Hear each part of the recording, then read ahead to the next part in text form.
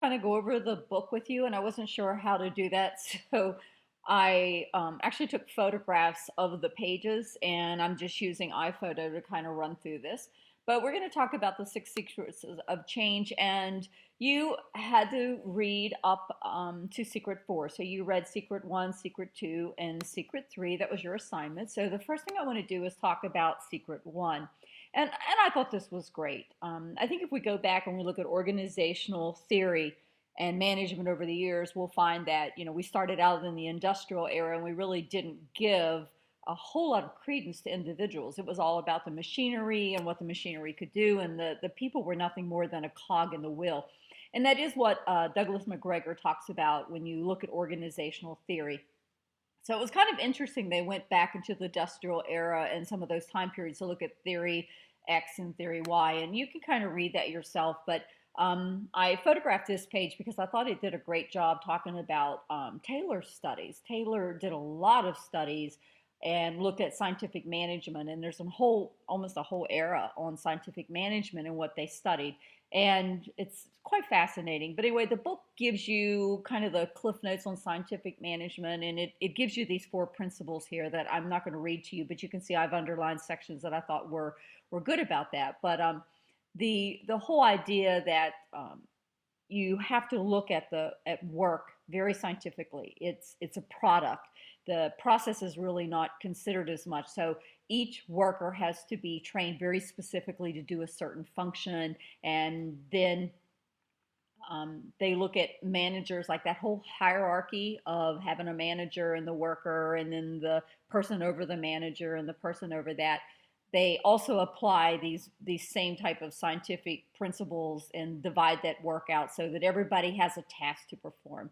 And actually, we're not too far away from that now. We still do have that, but it looks differently if you really get in and analyze it. So let's look a little bit. I made some notes here in the column. I thought it was interesting in this particular book, and I guess because I am female, I'm always looking for it. But all the examples that they gave of CEOs were of men. I'm hoping we'll see that change a little bit when we get into some of the other secrets. It was a little bothersome to me because there are a great deal of female CEOs. Some do bad jobs and some do good jobs. So they make good examples too, but that wasn't the case in this particular book. But they did a great job here of Xerox. But one of the things that I made a note here was all schools need to drive this home. And that's a whole section here predicated on attracting and investing high-performing employees who provide superior service through innovation and commitment to their peers, to customers, and to the companies themselves. And I think that does go back to the hiring process. We really do have to take that in consideration. You have to lure people in that are representational of your company culture, the ethics, and business practices. I like this section here because it talked about the business approach to teaching, to education, and I think we do need to look at it from a business approach. I don't see anything wrong with that. There's people that are very opposed to that, but again, I think that is a good way to do it. So let's go to secret two. We know the secret one was all about employees and how we really, really have to find the person who connects. When we get to secret two, it's called connect peers with purpose. Now all of a sudden you have that person, you've hired them, you think that they're the person that's going to match and fit into your company or to your school. Now what we have to look at is how do we create an environment that makes that person feel like that they're not isolated, or they're not just doing it for themselves, or they're not doing it for a small team, but they're doing it for the unity of the organization. And that really is what this section speaks to.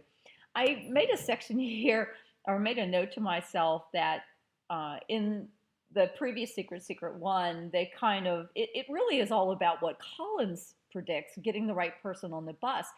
And Collins wrote a book called Good to Great, and it was about great companies, good companies, and then what makes a great company. And in this particular book by Fullen, he actually kind of disparagingly pokes at the Good to Great book as if it missed the mark. But by the same token, Secret 1 and Secret 2 are renditions of what's in Good to Great. So I thought that was interesting that there's this effort to act like they're looking for something different, and it is all the same.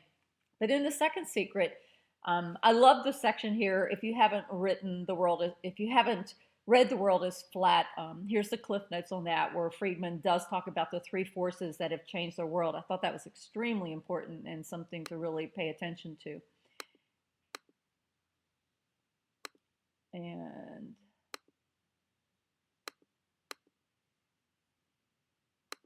for some reason, I lost my ability to. Okay, now, so then let's look at some other sections here. I thought this had some really good parts in it about groups. When it talks about how putting people into groups. I will tell you there's a book called Quiet, Quiet, that speaks to introverts and extroverts. And one of the things that I thought this chapter was actually going against that and trying to say that, you know, you should force people into groups no matter what they want to do. And the more I read about the chapter, I realized that's not what they're saying. They're saying if you're going to put people in groups, and normally you will get more productivity, you really need to be cognizant of how you're doing those groups.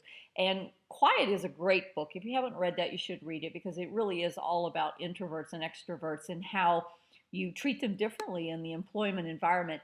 But I love this part about purposeful peer interaction. I think that's it. That really is the key if you're going to put people in groups. I really think that is the way to do it. Then we talk about the wee solution. This is going to get into, and I think this is a section that has that whole thing that they did on the chickens when they put all the really high motivated chicken egg layers together, and then the ones who weren't quite as productive, and they killed each other, the highly productive ones, because they were so competitive. And I thought, oh my heavens, it was kind of a scary thought, but there is some logic behind that. But anyway, this section here does talk about Mavericks, and there is a book actually that's called Mavericks that I've read, and it does identify those principles of a maverick. It's another good book to read that coincides with this. Now let's jump into capacity building, secret 3. So now we've talked about hiring the right person and making sure that person is a personification of what the company's persona is. And then in the second chapter, we talked about once you now have hired that person, you have them, you know, the success and how you create that success within the organization. This one, secret 3, is capacity building. And this is all about how to take individuals and groups and bring them to high capacity. You know what knowledge level and skills they have. Now you have to kind of put this all together and get a commitment so that all the energy is to get the important things that have to be done completed. And throughout this chapter, they actually did a nice review of, they switched it to the educational arena and they looked at the selection of teachers, and they looked at how Finland selects teachers, how Singapore selects teachers, and then they looked at principal practices, like how you actually select and develop principals, and they looked at Boston and Singapore.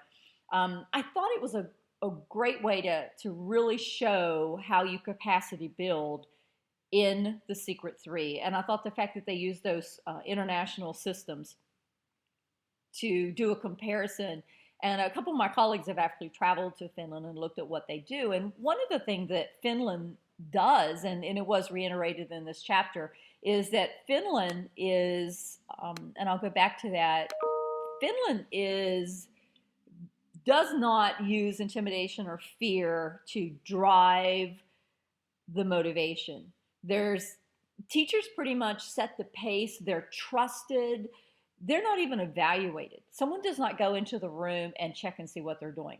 They go through such a severe selection process, though, up front to get those people, that they just believe that they've hired the right person and that person is going to do a great job, and they trust them to do it.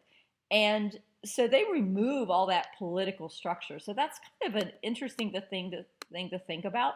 But anyway, this gives you a little overview of this particular book. I'm not going to do this for the last three, but I kind of wanted to give you a little motivation to get through the first three chapters and